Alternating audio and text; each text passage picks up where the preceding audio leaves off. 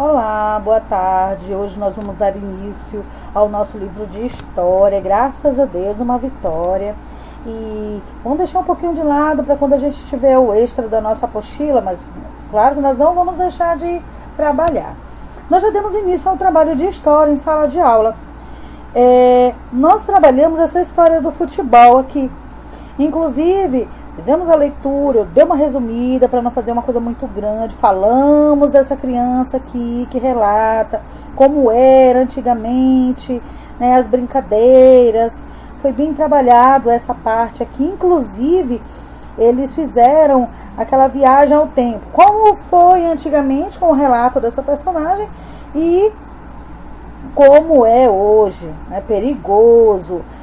Não pode estar brincando na rua por conta dos automóveis, tem muito cuidado, a questão da violência, a questão de não conversar com pessoas que você não conhece, né? Então é uma questão de conversa, uma questão de conversa de adultos e crianças para colocar em pratos limpos na realidade. Não pode, tem que escutar a mamãe, porque a realidade está aí estampada nas televisões. Crianças sumindo todos os dias. E não é por falta de aviso. Então nós temos aqui um pouquinho da história do futebol. Então nós vamos ler aqui que o negro no futebol nem sempre foi assim. Então nós vamos falar aqui que o futebol é o esporte mais popular do Brasil e é jogado por todos, não importando a cor da pele, a crença religiosa ou a condição social. O que é a condição social? É se ele é rico, se ele é pobre, se ele é miserável, né? Mas nem sempre foi assim. Há mais de 120 anos, quando foi trazido ao Brasil, o futebol era um esporte da elite, ou seja, dos ricos. Só os brancos e os ricos jogavam. Só que o esporte fez tanto sucesso que em poucos anos chegou aos mais diferentes grupos da sociedade. Nas décadas de 1910 a 1920, vários times foram criados. Mas os da elite e os populares não se misturavam.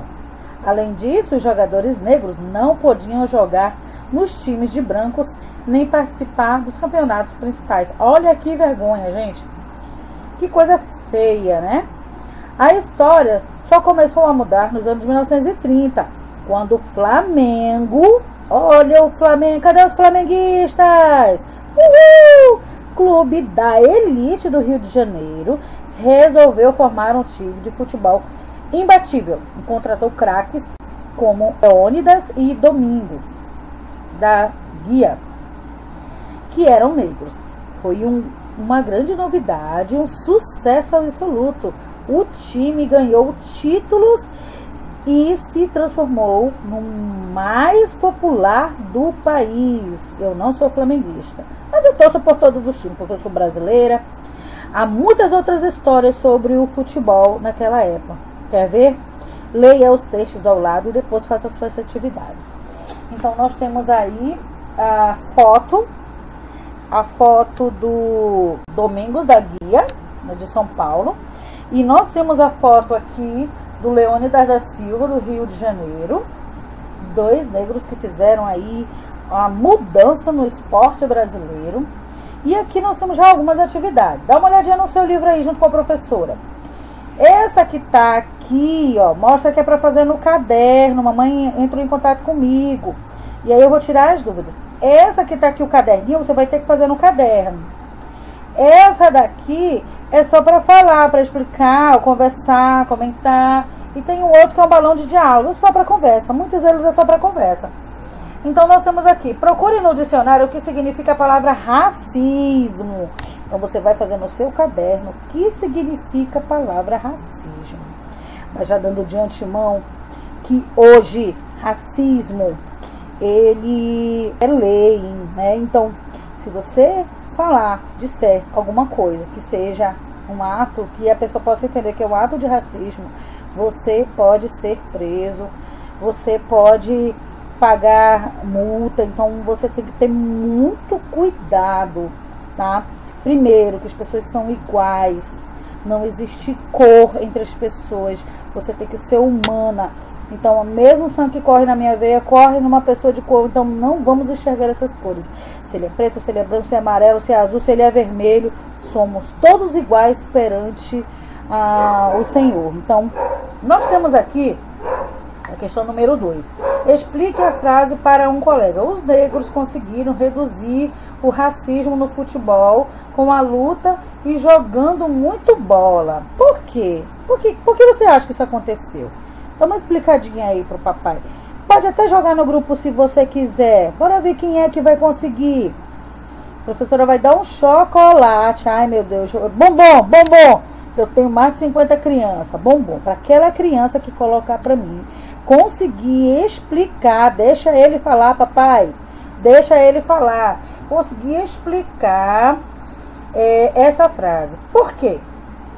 Os negros conseguiram reduzir o racismo no futebol com luta e jogando muita bola. Isso mudou a história do futebol, isso mudou a história da humanidade, olhando com um olhar positivo, né? Então, no 3, nós temos aqui, no seu município, você identifica alguma prática de racismo? O que fazer para que não aconteça mais? Você já participou de algum tipo de ato assim? Você já viu alguém falar alguma coisa feia?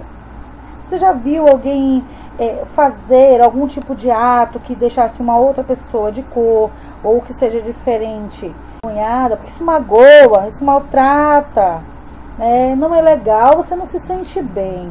Eu, por exemplo, eu já compartilhei de um colega chamar um outro colega de macaco. O outro colega riu, mas eu não gostei. Ele percebeu. Então, há muitas outras brincadeiras que a pessoa acha que é tão normal, mas não é normal não, gente. Já falei pra vocês que isso pode levar a consequências bem chatas. Então, você vai ler aqui o primeiro triunfo aqui de Arthur Fredericks. Nós temos aqui também o pó de arroz. E nós temos aqui também o diamante negro. Então, vocês vão ler em voz alta, compreender, porque senão o nosso vídeo fica muito grandão, né? E nós trabalhamos sobre isso. Aqui eu tenho também o capítulo 2, dando continuidade, que nós também trabalhamos, acabamos iniciando o trabalho, mas não continuamos, das histórias de fotografias. Então aqui existem várias formas de lembrar os acontecimentos do passado. Uma delas é o testemunho pessoal, como as histórias contadas no capítulo 1. No capítulo 1, uma coisa puxa a outra. São histórias contadas. Já no capítulo 2, nós vamos falar sobre a história das fotografias, e que dizem muito. Às vezes nem precisa de palavras, né? Basta você olhar e a gente conta uma história de imagens. Então, nós temos aqui, mas há outros jeitos. Em muitas casas, por exemplo, há caixas repletas de lembranças. É só abrir para descobrir histórias de avós, tios e outros parentes e amigos, de viagens e brincadeiras, festas e diversões de outras épocas. Essas caixas guardam fotografias que atiçam a curiosidade e a memória. E você dá uma olhadinha aí ao lado, algumas imagens de um casal passeando, parece que está passando férias lá no Rio de Janeiro, da moça que foi passear lá na França, Paris, do aniversário do neném, do casamento.